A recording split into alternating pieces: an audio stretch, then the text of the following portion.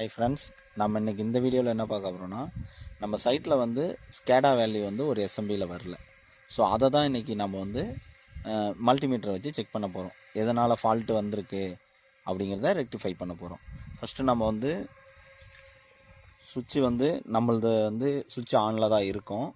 ஏன்னா நம்மளது வந்து டிசி டு டிசி கன்வெர்ட்டர் இருக்கிறதுனால, ஸோ நம்மளது வந்து 24 டிசி வோல்ட்டு தான் நமக்கு வந்து அவுட்புட்டாக போகும்.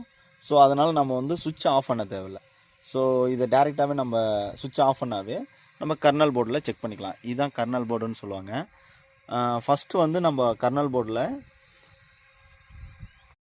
வந்து பவர் சப்ளை வரல.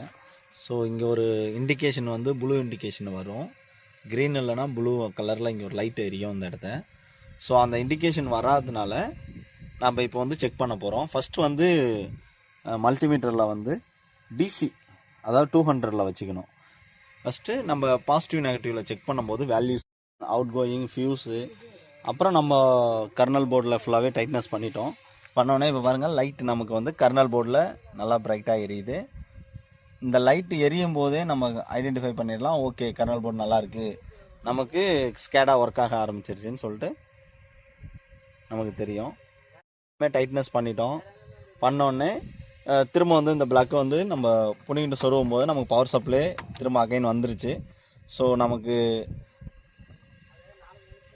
ஸ்கேடாவில் இனிமேல் வேல்யூஸ் வரும். இப்படி தான் நம்ம வந்து ஏதாவது ஒரு ஃபால்ட்டு, லூஸ் கனெக்ஷன் எதாவது இருக்கும்போது நம்ம ப்ராப்பராக வந்து மல்டிமீட்டர் வச்சு செக் பண்ணிட்டு தான் நம்ம ஒவ்வொரு ஒர்க்கும் பண்ணணும்.